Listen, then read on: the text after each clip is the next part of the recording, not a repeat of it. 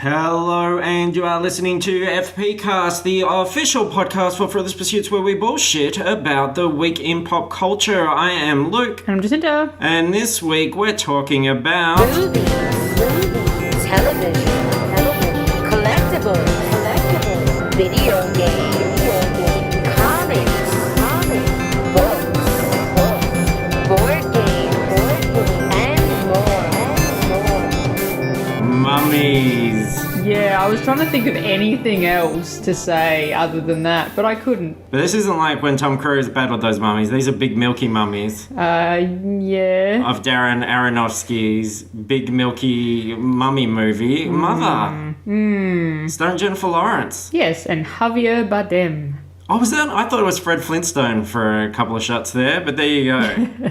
You know, when he's like in bed and he's sort of got the stubble, the what is it? The growth. 3-day growth. 3-day growth. Yeah. There you go. So, Mother is our feature review. We just saw it, still kind of processing what all that was about. And we saw some trailers. We've got some news. We even watched some TV. What else could you ask for? A good show, but maybe let's not get too ahead of ourselves. Let's not overextend. It's like Sunday. Yeah, it was a very sleepy Sunday. It is a bit of a sleepy Sunday. Yeah. I'm feeling a little bit sleepy as we begin this. A little bit warm too, but It is warm today, yes. let's get in there. Shall we start off with some news? Some news, mate. Sure. Flip through the paper and have a look at what interests us here. There wasn't anything, so we had to go to the internet instead. Went to the internet, which is kind of like a paper on your screen.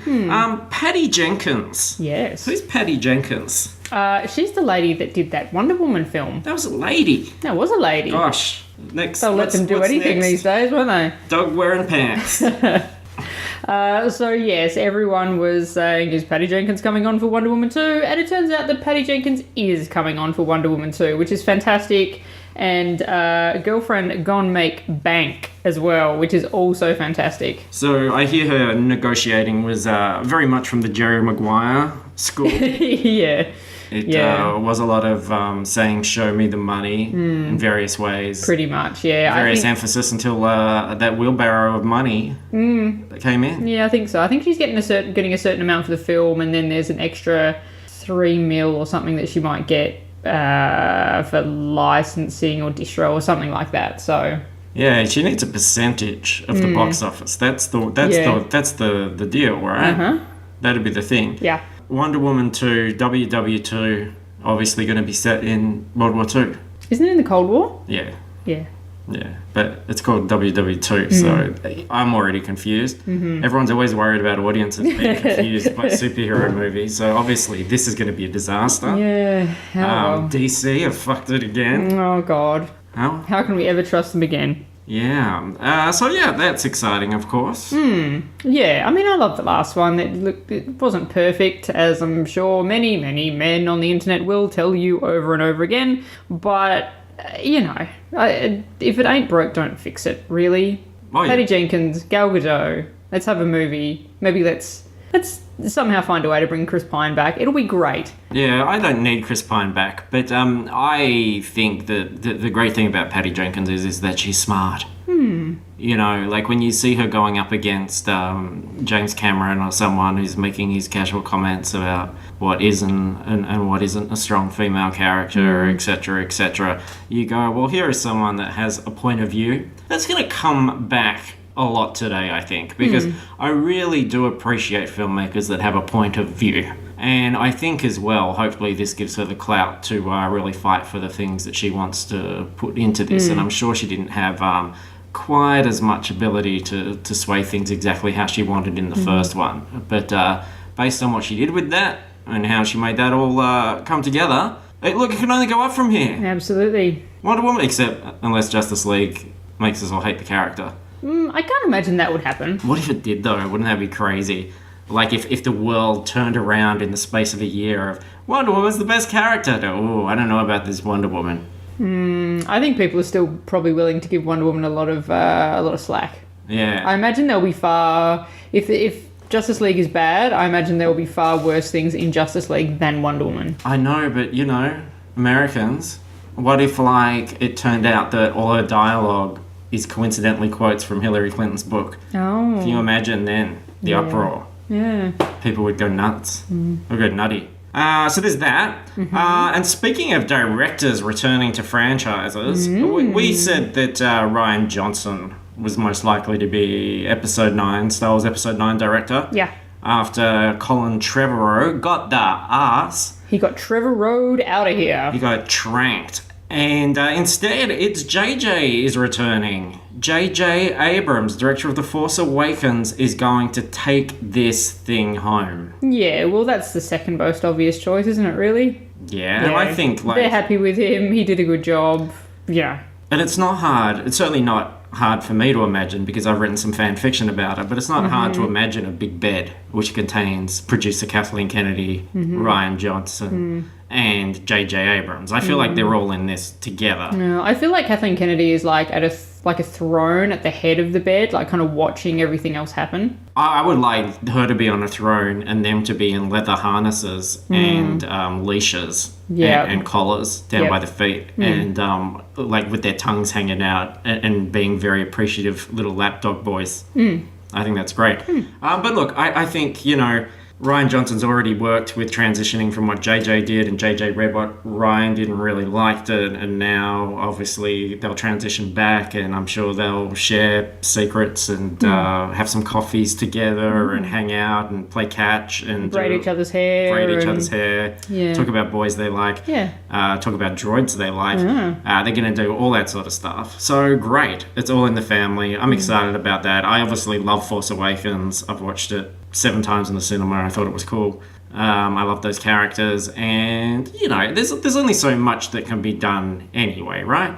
It's going to come down to who lives and who dies, and who stays good and who goes bad, or who turns from bad to good. Because I think we still got a chance that Kylo comes out of this a hero. Yeah, I suspect Kylo will have a redemption arc, whether he does live in the end or not. Yeah. He may come good and then get killed or whatever. All I care about, as long as they don't, cut Poe's hair or anything. Like, he doesn't have an accident and they need to shave his head. That'd be the biggest tragedy of this trilogy. Oh, honestly. God, what if Episode 9 opens up and he gets his face smacked in by a wampa? I know. And then... you're like, oh, it's not so bad because now he's in his little underpants in the tube. Yeah. You're liking that bit. Yeah. But then he comes out and his face is all messed up. He looks like an Ugnaught. Yeah. Yeah. Looks like prune face. And then he has to go work in the Star Wars cantina. Chalmun's cantina. And he has to go and work in there for B. Arthur because his face is all messed up. Yeah. And he has to eat through a straw. That could happen. You never know. It could happen. I'm really hoping it doesn't, but you never know. The criticism everyone's going to level at JJ after his, remaking Star Wars and then remaking Wrath of Khan with Star Trek is going to be this idea of copying too closely that sort of arc of Return of the Jedi, which I guess would be a redemption at the end and then the person passing away. So I don't think he can do that. Although, I think he probably can. He probably can. Well, Wrath of Khan, he tried to reverse it, didn't he? And then it was but it was nothing. It was so shit. Yeah. Because it wasn't earned. The bit, I hadn't seen Wrath of Khan, and the bit where they put their fucking hands up on that glass, I was like, don't you fucking do it. That is so bad. And then I had no idea that it was a thing from the other film. They should have kissed through the glass. Shit. It was shit. Press their nipples. We don't say things are shit on this show. It was pretty shit, though. It was pretty shit. I blame Benedict. So do I. Yeah. For everything. For just everything. For putting me off my popcorn. I put on a fucking, on my Facebook, this video that was hot guys cuddling puppies. And it was so great. And it was Luke Evans and Idris Elba and fucking Charlie Hunnam and all these guys. I was like, oh wow, this is so cool. And hot guys. Suddenly. Hot doggos. Then suddenly Benedict Cumberbatch. And it was doesn't have a puppy. He's got an iguana. That is the most wilting boner moment ever. And then it kind of goes back to Jamie Bell. And I was like, oh no, I can't even get it back. Ruiner. Yeah. Benedict. Were there any videos of hot female celebrities playing with their No, I guess not. Yeah, that would have been pretty funny if you hadn't messaged me that joke about a week ago. Don't tell everyone how the sausage is made. This is what we do.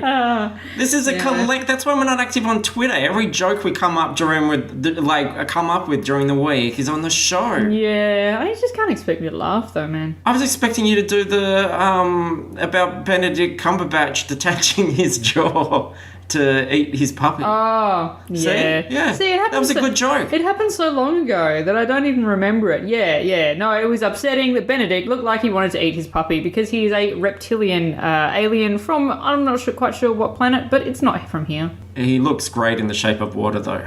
Oh, he does. Yeah, Yeah. I can't wait to see that. I really think that'll be his Oscar moment. It's his first sex scene, so I'm looking Yeah. forward to that. Yeah. Oh, he's going to sizzle. Benedict Cumberbatch just sizzles up the screen, doesn't he? Yeah. What a sexy Sizzle. man. What a, yeah. My favourite bit is like when speak he's... parcel tongue to me.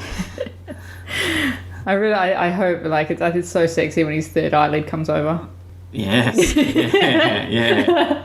Yeah. Anyway, what were we talking about? Opens his trousers, one eye, 3 eyelids. Crazy. So, and he says, circumcise this. Yeah. Yeah. Takes a while. We're talking about J.J. Abrams doing this okay. thing. Yeah. I think it's Yeah, great. cool, great. Because, look, well, let's face it, it's going to be house style. Everything's house style now in Star Wars. It should be. Everything's going to fit together. It's a saga. So anyone saying, oh, but I wish Christopher Nolan would come in and chop it all up into pieces and play it in the wrong order, or... I wish Edgar Wright would come in and add some classic songs in there or whatever. Like, no, just it's going to be Star Wars. But the thing that amazes me, I've heard adults talk about this even on other podcasts. Adults who go, oh yeah, I don't know if I'm excited about it, I'm getting fatigued, and then you find out, they're going to make Star Wars movies all the time, and someone's like, oh yeah, but aren't they they're going to do this trilogy and that's it. It's like, What? that Disney spent billions on this thing. Yeah. They bought this thing. They didn't go, we'll spend $3 billion on Star Wars, we'll make 3 movies, we'll make $1 billion each, that's our money back, and then, we kept occupied. Then we'll just pop that on the shelf. We kept occupied for 6 years. Thanks, everyone. Well done. Like, no, that's not how things work. No, they're going to churn that shit over and over and over until the well dries up. Yeah. Because and then if it does dry up, they'll show it for like 10 years and then bring it everyone back will be again. ready again. Yeah. So there's no fucking way it's like, oh, we're just going to do 7, 8, 9. I mean, they might not do an episode 10 for a while, or they might do some new branding and then set it 1,000 years in the future or 2,000 years in the past, or fucking knows, but they're going to do something. They spent all that money. Yeah. Like, it's like people do not understand business. I watch Shark Tank. I understand business. I should do some Knights of the Old Republic stuff and use my emo character that I created for that massively multiplayer game that came out 6 years ago. That was just the Old Republic. Yeah. Yeah, why not? Yeah, sure. There's so many stories to tell. Yeah, he had face tattoos and full emo hair and stuff. I can't remember his name. I never played with him because he was shit. But We've had Sith Lords. Why not Edge Lords? yeah, exactly. Yeah. To edge for you. And speaking of which, the other little bit of news was we got to see the first picture of David Harbour for the new Hellboy reboot. Saw him dressed up as Hellboy, wearing the full makeup. And holy crap, if he didn't look like Ron Perlman's Hellboy. He's a meaty lad. He is pretty meaty. Is that him, or is that latex, or I don't know what that is. I don't know. It can't be all him. I thought he was a bit stocky. I took a cursory glance at the image and went, and then scrolled on past. And there are a lot of veins and things. Yeah. But it looks pretty cool. Yeah. It just goes to show you how they kind of got that look right the first time. Yeah. And you said before, you said this very podcast, if it's not broke, don't fix it. Absolutely. I'd prefer it if you said if it's not broken, because that's correct. Well, I didn't come up with the phrasing. It doesn't mean you have to perpetuate it. Well, You know what? What if newborn babies are listening? I'm just being, historically accurate. You're just being a hysterical woman. Speaking of which, we saw Mother. No, we're not up to that yet. No, we're not. I just thought it was. Hang on a minute. I just thought it was a really good segue. Yeah. No, we're going to talk about. Yeah, it was a great segue. Great. Yes. Yes. Well done. Thank you. Congratulations. All right. We're going to talk about trailers then, right? Yes. We didn't really talk much about Hellboy. He was red and he's red and he's muscular and he's fucking Hellboy. He's Hellboy, guys. What else do you want us to say? He's like a devil, but his horns are sawn off. Can you believe that? Wow. So, disaster artist. Oh, This was the trailer we've been waiting for. my God. This is a trailer about the book, about the making of worst film ever made, say some people, The Room. Mm-hmm. James Franco directing, James Franco playing Tommy Wiseau, hero of the people, and Dave Franco playing a very short Greg Sestero. Very short. But looking the part. Yes. And, the question is Franco going to nail Tommy Wiseau, this creature that is not of this earth, that has very, very unique style and cadence, etc. And as someone who's seen The Room many times, as yourself has, it looks like he fucking nailed it. Oh, it was unbelievable. Like, I had relatively high expectations because people who had seen previews and stuff of the film had been raving about it, but you can't trust people. But this trailer was just so much better than I had expected. Like, his Wiseau is to the point where I had forgotten that I was watching James Franco as Tommy Wiseau. It was like you were just watching Tommy Wiseau. I agree, and especially having read the book and recognising some of those scenes and being reminded of some of those passages, and you've kind of pictured those scenes in your head while reading. So when you see it, it just goes, you go like, yep, that's it. That's what I was seeing. And I thought the Sestero was pretty good as well. The only thing I need to be convinced of so far is Lisa, although, that said, we know that 2 Lisas were cast, so I don't know if the Lisa in the trailer is the final Lisa or the first Lisa. Yeah, I mean, look, as long as they get the Tommy right, I think you can probably give everything else a pass. I wanted to see Chris R. right. Oh, yeah. I think there's a lot of people you got to get right in there. A true Room fan's gonna know, but they have studied it. I don't even like people saying it's a bad movie because it's not. It's a brilliant movie. It's probably in my top 10 favourite movies of all time. And it's just because I think above anything else, a movie's got to entertain me. And those movies that I can just watch again and again and that I have this huge urge to share with people. And things like Empire Strikes Back, for example, hit that button for me as well. But things that I can just watch infinitely and I get such a kick out of sharing it with somebody else. You couldn't recreate that if it was simply a matter of not knowing how to make films. Most people who don't know how to make films make boring films, but this thing is fucking entertaining as all shit. Yeah, and it has such a strange mythology behind it. There's just so much going on with this story and this movie that it's just, it's more than the film. And this is going to take it pretty mainstream, right? Hopefully now everyone will know about it. Well, I mean, it's like, even if people haven't seen The Room, a lot of people know about people of an The Room. age know about it. Yeah. Like hipsters know about it. Yeah. I don't know if like your gran knows about it. Well, no, but then my gran doesn't know about a lot of pop culture things. Come on, gran. Get thee to a screen. If it's not on Netflix, then it's not for her. Yeah, well, that's pretty progressive anyway. Yeah. She might be watching American Vandal this weekend. No, her current drug of choice is Heartland, the Canadian horse television show. Oh, okay, Yeah, yes. Yeah. I'm going to talk about a horse television show a bit later, so look at this synergy. So, speaking of horse television shows, that's another early segue, but it was a really good segue. Yeah. I can store all these. Maybe I can save them. Maybe you could, save them and say them when it's, time. Maybe I can just say them now and bank them. Okay. It's like a sort of podcast game show. Okay. I'd like to bank a segue about horse people for 25, please. Just enter. Okay. Okay. Alright, now this was a trailer that came out the other week and you saw it and said, let's not bother talking about it. But then I got to see it today at the cinema on the big screen. This is the trailer for The Snowman. Now, this is... based on a book. Yeah, by Joe Nesbo, and it was a big book. It was sort of a big deal, kind of... I remember Joe Nesbo being talked about a lot after the whole Stieg Larsson thing happened with Girl with the Dragon Tattoo. There's a murderer, and he leaves snowmen behind. Yeah. And Fassbender's in it, which should excite you.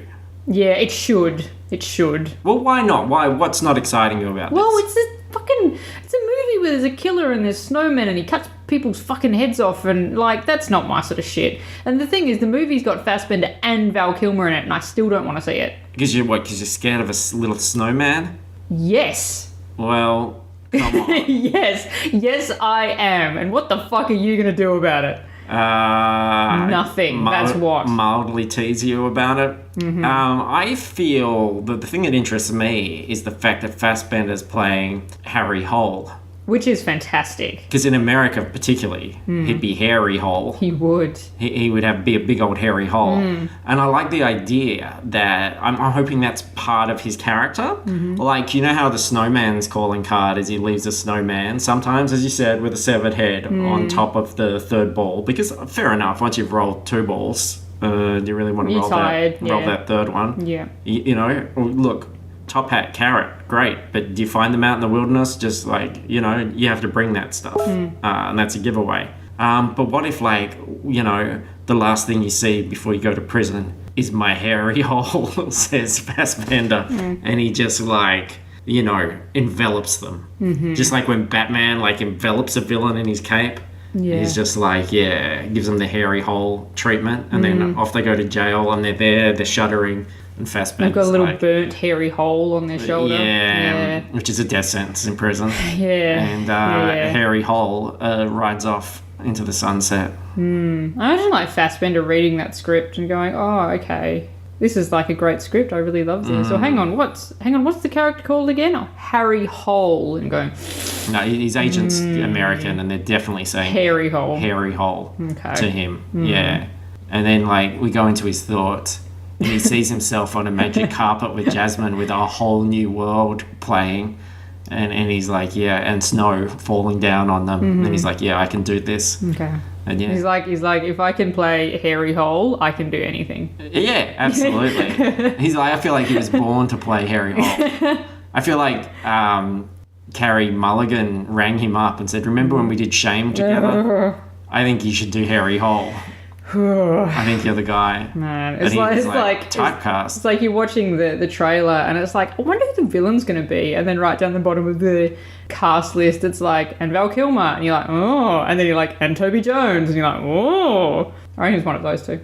Yeah. Yeah. I can't see either. Like, I can't see Val Kilmer trekking up a mountain and cutting off someone's head and rolling up some big snowman balls. Can't you? Nah. He's too lazy. No, I think he would. Yeah? Yeah.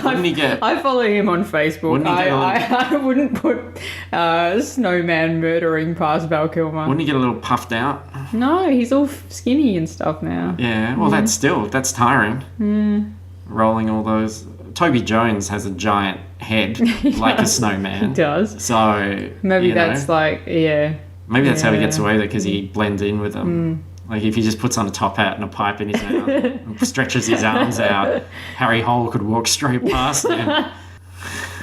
Oh, let's not appear in shame, poor Toby Jones. Is there another trailer? And then Michael Fassbender wakes up and there's a carrot in his hairy hole. It's under a top hat. He lifts up the top hat and there's a... Yeah, I'm going to see the movie that I'm making up in my head. That sounds great. There was another movie. Stopping now under your withering gaze that the audience can't see. Downsizing. Yes. Yeah. Now this is a nice little fun one. Little Christmas release. Little is the word. Your little is the word. Matt Damon. Is it Kristen Wiig or Kirsten Wiig? I always get that wrong. I think it's always Kristen unless it's Kirsten Dunst. Okay, cool. And they become wee little people. They become wee little people because the Earth obviously is being destroyed because we're all very bad at looking after it. And we're using too many resources. Yeah, so everyone makes themselves wee. Well, not everybody. You get to choose. A lot of people choose to make themselves wee and then go and live in wee land. And it's irreversible. Yeah. So they go live in the, not like Monica Bellucci irreversible, but they go and live in like dolls' houses. Barbie Dream House, drive around the Barbie Dream car. They don't actually, but if it was this movie really was made in the 90s, I guarantee you that's what would be happening. Yeah. Because that's the sort of thing they did. But and suddenly like their money's worth more because the cars are cheaper, the houses are cheaper, the food's cheaper. So you become small and you're rich and you're a bazillionaire. You're small and rich. Yeah. That's the only thing you have to worry about is getting like eaten by a cat or something. Probably, yeah. But which doesn't happen in the trailer. So if that doesn't happen in the movie, that's just me being Hollywood. Oh, look, if savvy. it doesn't happen in the movie, like I think that would be unrealistic. Or a bird could like just grab you. Oh, yuck. Pick you up. Wolf you down. like little earthworms. Disgusting. Yeah, I like the tone of this trailer. Like, I was kind of, I don't know if it's me being jaded now, I was kind of expecting it to have some dark twist at the end where everyone's getting experimented on or fucked up. But no, it just seems like, oh, and I'm sure something like that will happen. There'll be some sort of twist and whatever, but I don't know. It just seemed nice. Well, and I like Matt Damon's kind of sort of affable joy at the whole thing. It's not so much about necessarily a twist, but any film with the Hollywood 3-act structure Well, I know there going needs to be a conflict. I understand and that. the conflict, let me mansplain this a little bit longer. The conflict is absent from this first trailer. So you don't know what the deal is. No. It looks like, and everything turned out great. But still, I can't imagine that it's going to have some sort of horrifying turn. It's Could going to be do. some kind of corporate thing, as opposed to, like, half the people are murderous murder bots and they need to control the population. They murder everybody. Like, I don't see that happening. What if they get kidnapped as tiny sex slaves? Yeah, maybe. For a sort of, like, gerbling, ferreting kind of situation. See? Maybe. That's dark. Yeah, I mean, I guess. Would you downsize if this happened? Because that's what this movie's asking us. There's these questions. You know, if there was a chance to be a small millionaire, a tiny little millionaire, and live your life in little land, would you do it? Maybe. Yeah, I think so. Why not? You get to live in, like, a really rad estate and get to be really rich and stuff. I would live in my Scarlett Johansson Black Widow shrine. On the little toy couch. Yep. My arm around hot toy. Well, she'd be much bigger than you. Yeah. Yeah. Weird. Yeah. So yeah, I would. Like, my toy room would be so much fun as a little tacker. Well, yeah, because they'd all be like your friends. I could ride in an AT-AT.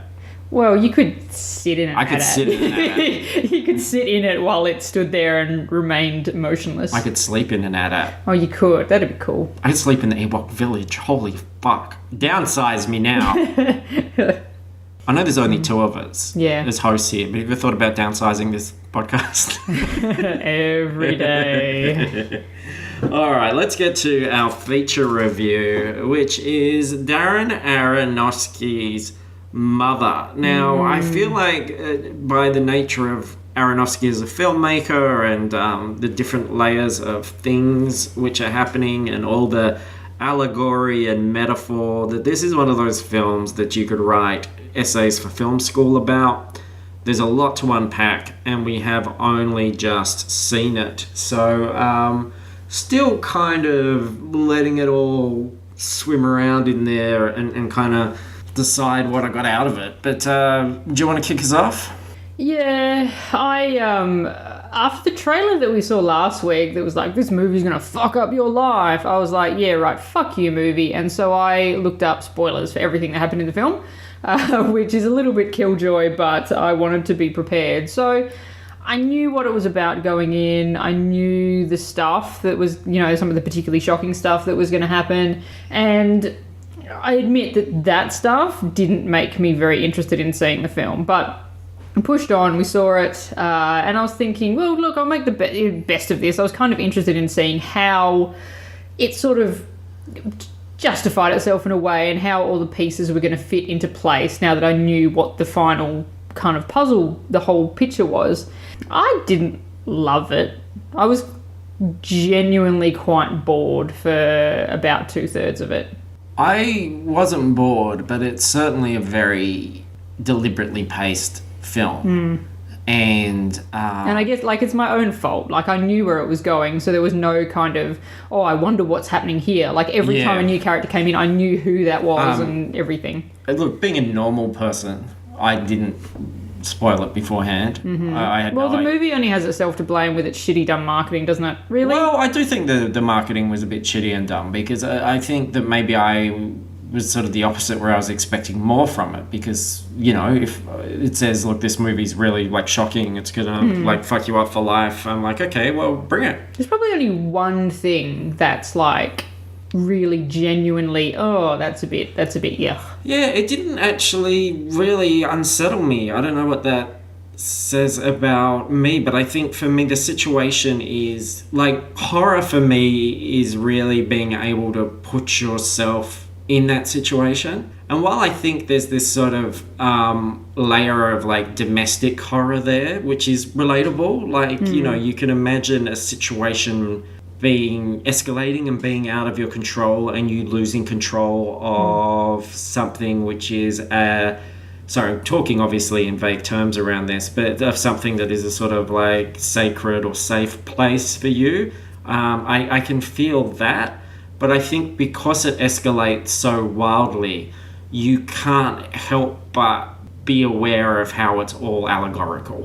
Like, you know that we're not real, like it doesn't feel real world because the characters aren't being like real people would.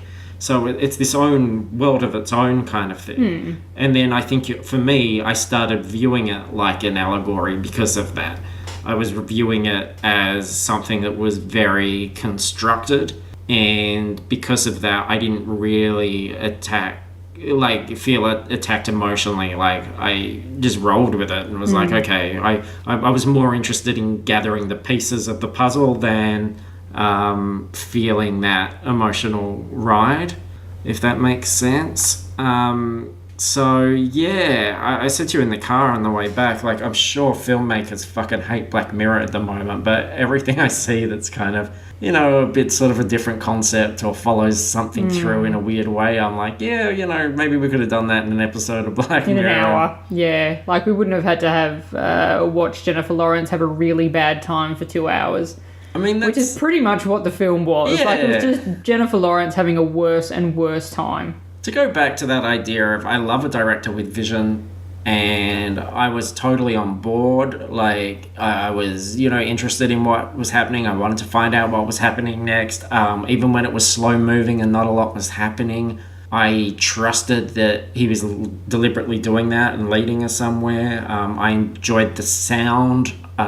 There's not a lot of noise in this film, but when there is noise, you know, the Foley people really earned their money. Lots of tinkles. Yeah. I enjoyed as well just the sort of point of view, like with the camera work, everything was so claustrophobic and often almost like third person over the shoulder of Jennifer Lawrence and following her around. And it was that sort of claustrophobic thing where, you know, you felt like anything could suddenly be revealed in shot. But yeah, it's the downside of, like, I praised the movie in marketing wise in terms of we only heard about it and got a full trailer a couple of weeks ago and then it's out. So it's not being built up and spoiled. But by the same token, when something is so vague as to its premise, but you're just being told it's shocking, very hard for it to deliver necessarily what you want. I know people have been really affected by it. I've read bits and pieces where people are like, oh, I was like heaving and crying and all these sorts of things. And I should say, like, for the record as well, hopefully, like, I don't need to say this, people realize that. But when that happens, when people have that experience of a movie and I don't have that, and our review doesn't count for that, I'm not saying, like, oh, well, they're wrong, or, you know, that's weird. Yeah. Like, I kind of wish, like, that's perfect. Like, that's what you want to have out of it. I wish I felt like that. That would have been great. Yeah, I think Sorry, go on. Yeah, I think there's some things in the film that would be very unexpectedly, specifically upsetting to people. And, yeah, obviously I can't say anything without spoiling anything, but I don't think it's necessarily across the board scary or horrifying. But if those particular things are going to hit you, they are going to hit you very hard. So it just depends on, you know, personal experiences and stuff. It's like, it wasn't that long ago we talked about the Netflix Death Note movie, and we weren't into it. We gave it a lot of shit. But that inspired a friend of the show, Kenny, to watch it. And he got something out of it because he didn't know the original story, and he was like, oh, this is cool. Like, and that got him interested enough to then go read the books or whatever. But I wouldn't be like, oh, no, we said it was shit and you think it's good, therefore, you know, what a dum-dum. It's like, oh, I'm jealous because I wish I could have had that ride because that's what I wanted out of the film. So it's kind of good that you got there. Yeah. It's like, I wish I'd loved Baby Driver as much as everyone else, but I didn't, and I don't know why, and it annoys the shit out of me that I didn't, but I just didn't. And I guess I just had a similar experience with it, because I watched it thinking, this is such a blast. Like, I'm having so much fun here. I'm really enjoying this. I can't imagine you'd have to be pretty curmudgeonly not to enjoy it.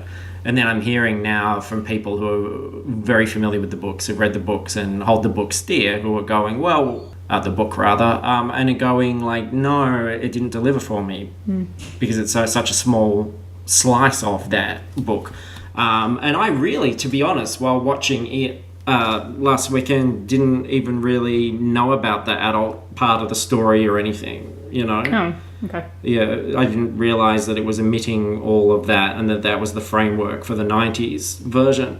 So, but for me, I didn't care, because I love that kid story, and I'm actually now excited to see, well, what will those characters be like as 40-year-olds, and who will they cast, and what happens next? Like, I'm very into that. So, but I can understand, you know, we all have different journeys into this stuff and different knowledge and assumptions going in, and that does change how you experience it, which means, like all fucking reviews you got to take with a grain of salt, right? Because everybody's approaching things from such a unique personal place. Yeah, for sure. Like, I don't take much heed of reviews unless it's somebody who I have agreed with a lot in the past, and I feel like we're coming from similar places. If someone like that says something's good or bad, then I'll tend to trust them more. It's not about just going, oh, well, the internet says it's bad. The internet doesn't fucking know shit. No, and they prove that all the time. No, I think it's more about, like, does this discussion of this particular film, does it pique your interest? You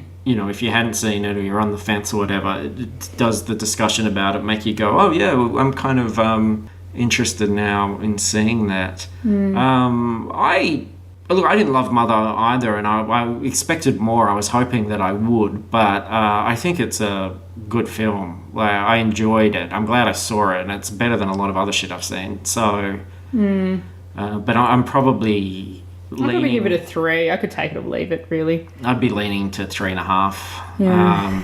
Maybe 4, but that would be after unpacking a lot more.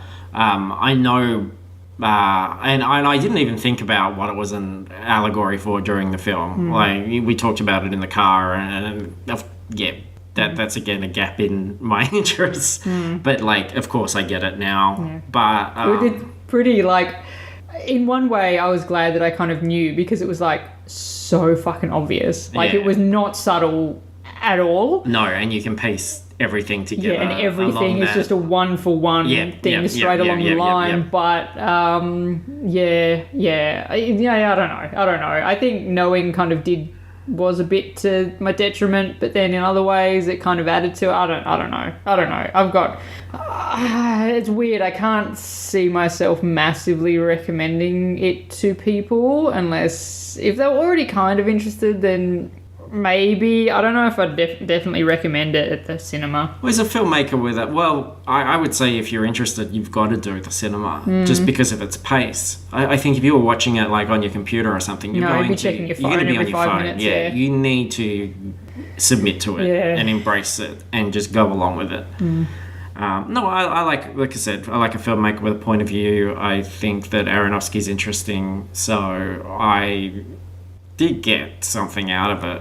I also felt like it was a metaphor for like celebrity relationships and just that kind of grinder that people are willing to go through for acceptance and love, etc., and fame. But then again, I don't think that's necessarily a far leap from the what other it thing. Actually was, yeah. Like I think there's DNA in there which kind of carries over that idea of creating these things of worship or and wanting a piece of that. And the lengths that people will go to and what people will give away in order to achieve that. So it was interesting. Interesting with a capital... No, interesting with an exclamation point at the end. That's right. And why didn't they use that Mother song? Which one? That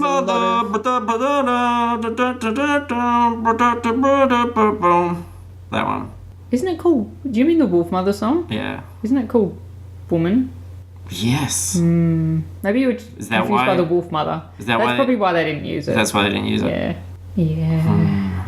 They didn't use, was it Mother by some angry lady in the 90s? I can't remember her name. And why Tracy. wasn't Tom Cruise's The Mummy in it? Oh, I don't know, man. They want to keep it all for their Dark Universe franchise. They don't want to be lending out that mummy.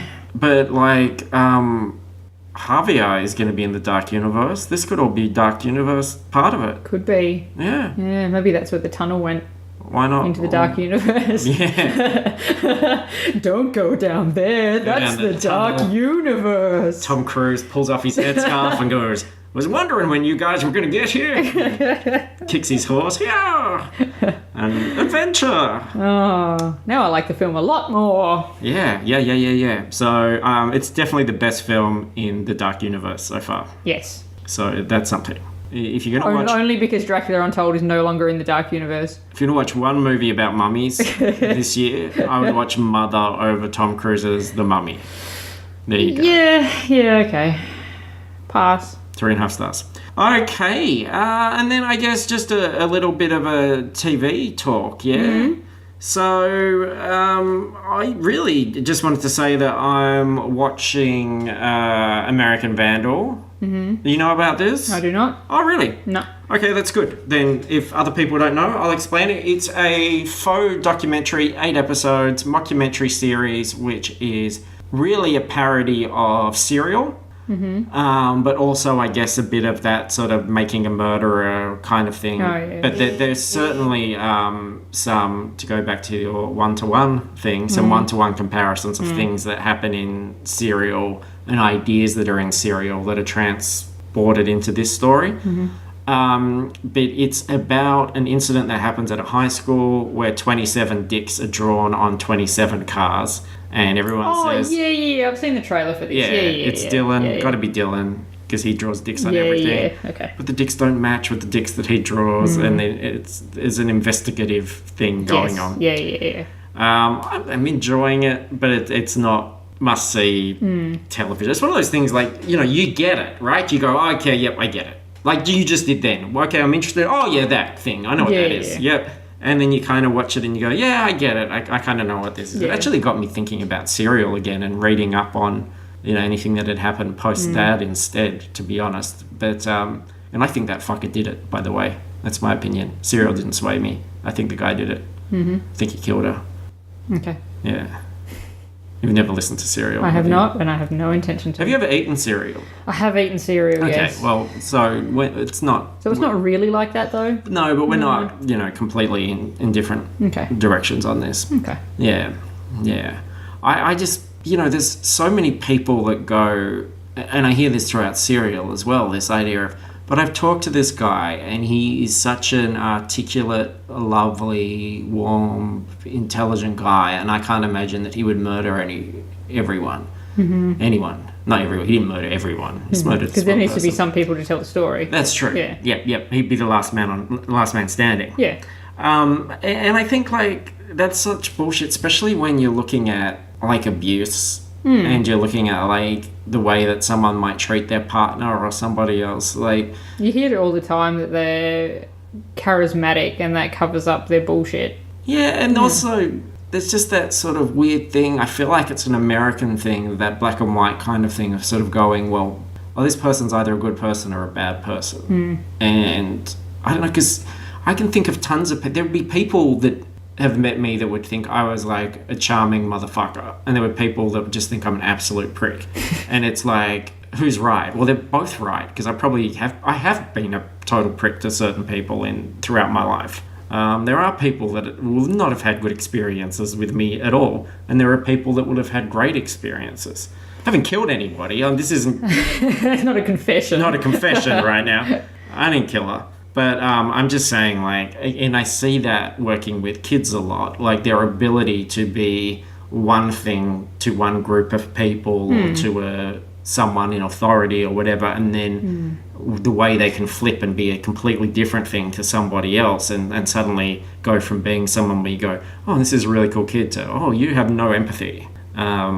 and we're talking about kids in that case as well. So yeah, kind of rough. But anyway, I don't know if Dylan drew the dicks.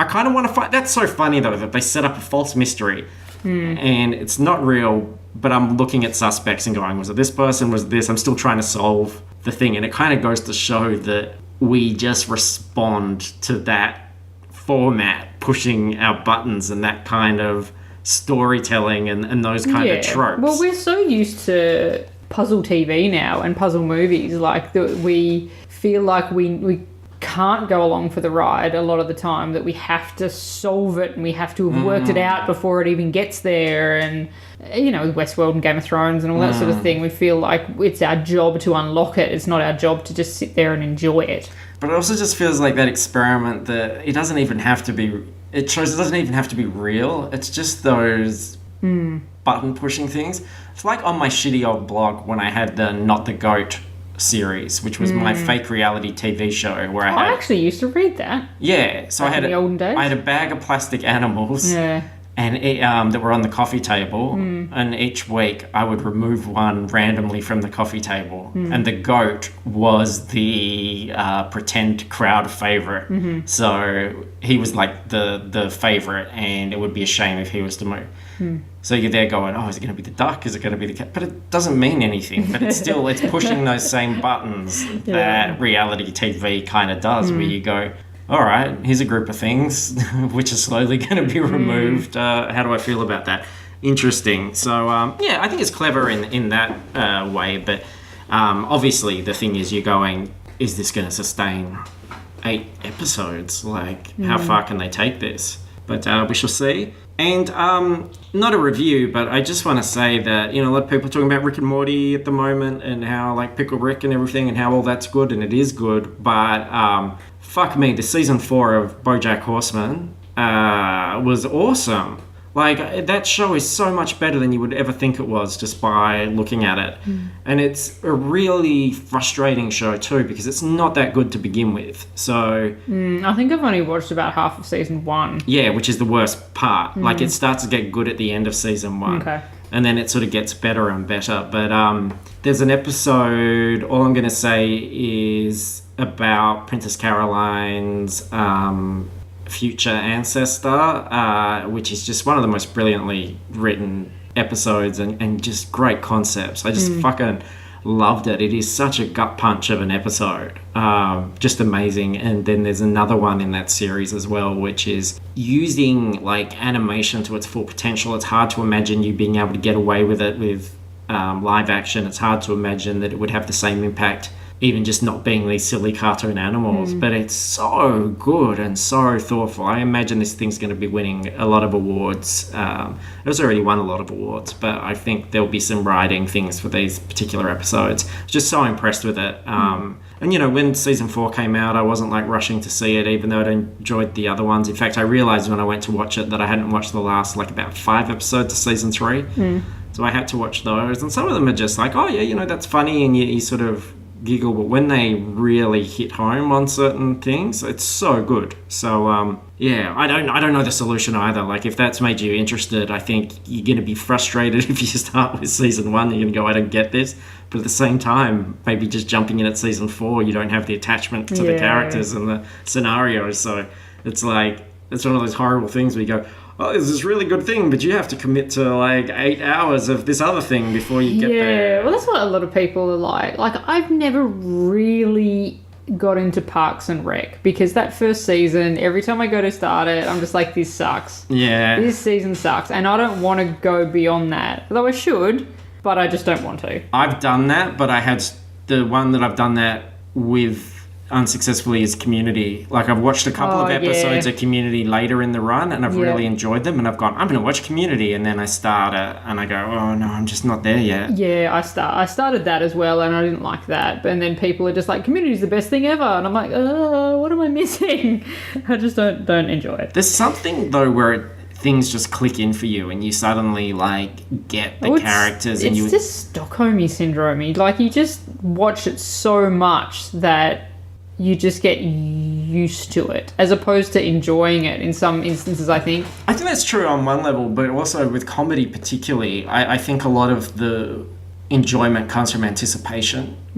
And, you know, you understand the characters, so something starts to happen and you're like, oh, I can't wait to see what this, you know, I know this is going to really get this guy going, or, oh, you don't say that to Ron Swanson, fuck, this is going to blow up, or whatever. Whereas when you don't know the characters and you're not invested, you don't have that. Because I remember watching, about 4 episodes of Seinfeld and hating the shit out of it, like in the 90s, just thinking, this is so horrible. And then, I don't know what happened, it just clicked. And then it became like my favourite show. I just loved it. But those characters are so well realised that any situation that one of them comes into, you have a feeling of how that is going to unfold, and you're sort of excited about that. But you got to get there first. So, yeah. But I don't know. If you have watched BoJack or dipped in and out in the past, or even just watch that episode because it's so fucking good, but watch the whole thing if you want. If you want to, hey. And if you don't want to, hey, don't. But he's a horseman, and that's what we're talking about, horse TV. Yep. So your nan might like it. Maybe. Yeah. Maybe. After she finishes the, 10 seasons of Heartland or whatever crazy thing they've been doing over there. Heartworm. Maybe. I've run out of stuff. That's our list. Yeah, it is our list. The only other TV thing that literally no one is interested in apart from maybe me and Suzanne is Outlander's back. So just even if you follow me on social media or if you listen to this podcast or anything, even if I'm talking about other things, please just know that all I'm ever thinking about is Outlander. Please just know that. Broad City came back too, and I was really underwhelmed by that first episode. I don't think that's popped up on Hulu yet. I thought that was a missed opportunity. Oh. It was kind of a it's called Sliding Doors, and it's based on the Sliding Doors idea. Yes. I saw a picture of what's his name? The roommate. Yeah. I saw a picture of him in that. Yeah. And it's not very grounded in reality. Obviously I'm just talking about a high concept episode in BoJack, which I thought was really great, but I think this one just meanders. But the weirdest thing for me, and I don't know if it's for all airings because I have someone who watched it that didn't see this, but it's a short episode. They didn't fill the normal time. It's about 21 minutes, whereas normally it's longer because it's not on commercial network. So my version ended with an hour behind the scenes look at Broad City, which wasn't a funny scripted thing. It was just the two of them sitting in an interview thing going, so Sliding Doors is a movie and we all really like it. And almost like the producers has gone, no one's going to know what the fuck Sliding Doors is. You have to explain it. And I'm like, if people are worried about that, have the fucking cold open where you're watching Sliding Doors or something and talking about it, or have someone question it at some point and say, this is just like Sliding Doors, and someone go, what the fuck is that? Something, make it organic. But yeah, I thought it was really strange. Yeah. And I was a bit disappointed. Felt like, when people know that they're good and that people like them. And they can just do anything. Yeah, people will like this. And I was just like, nah, you guys got to push harder. Especially my favourite episodes with Broad City are things that are so... the actual idea is really grounded. I have to go and pick up a package, and it's difficult to go and pick up this package. Yeah. And even though that escalates into fantasy, the idea is so relatable and grounded, and I love the exploration of that. Yeah, and it's really about, those crazy characters reacting to a very normal situation. When they're wanting to go to a concert. Yeah. And they can't get there, and, Well, everything here was just really, a lot of the behind the scenes people were wacky. And look, I'm just going to vent this one thing because this really annoys me. The idea of Sliding Doors is about choices. What if this happened? This would happen. What if, chance, and etc. It begins with they're going down into the subway. They don't know each other, and a guy vomits over this. A guy in a suit vomits over the edge of the stairs, and then they go down and get on the train and meet each other. But then there's another version where and they don't talk to each other once they get on the train. Then there's another version where he vomits in front of them, and then that slows them down so they miss the train, and then they get talking. And I'm like, what a clumsy fucking way to get across this premise. Because one, I'm like, who is this guy? He's in a suit. Why is he vomiting?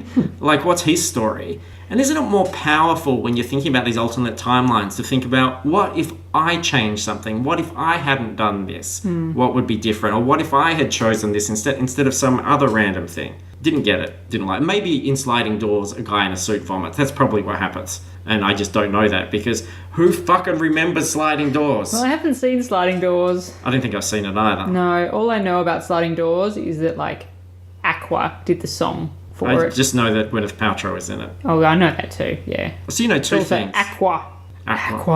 Barbie Girl Aqua? Barbie Girl Aqua, you yeah. go. But during their, like, more serious musician phase. Oh, yeah, Like, they've yeah. moved past Barbie Girl at that point. They matured a lot. Yeah, they did. For sure. Yeah.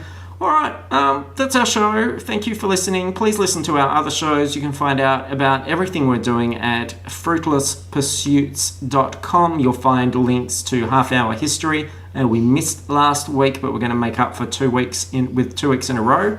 So we're just about to record a new one there. That'll come out on Thursday. It's about Moon Dying Joe. I might put it up a bit early for our Patreons if they want to listen to that a bit That's early. cool. And of course, there'll be the third adventure on Dungeons and Drongos will be kicking off Tuesday, which is called, I'm going to give you a little bit of a scoopy here. It's called the Bogan Bash. And that's a 2-part adventure which starts tomorrow. Speaking of Patreon, this is one of those things where I kind of want to do a Halloween episode of Dungeons and Drongos for Patreon, and I'm on the fence because then I'm starting to get cold feet about it and think, well, we don't have a lot of subscribers there. So is it worth doing that? But then, like, I don't know, if people came to the party, then maybe I'd go, yeah, like, we should do that. So I don't know. That's something I need to talk about on Dungeons and Drongos, I think. If you build it, they will come, I think is the idea. It's just, those shows are a lot of work, and I really want people, obviously, to hear it, because it'll be adventures about those characters. But since how that show has a lot of listeners, I will talk about it there as well. Except I'm really far ahead on that. I'm going to have to record something extra and slip it in front or behind. That's more sausage being made and slipped into places. So, thanks everybody. Love you butts. And catch you next time. Goodbye, Camelot. Camelot.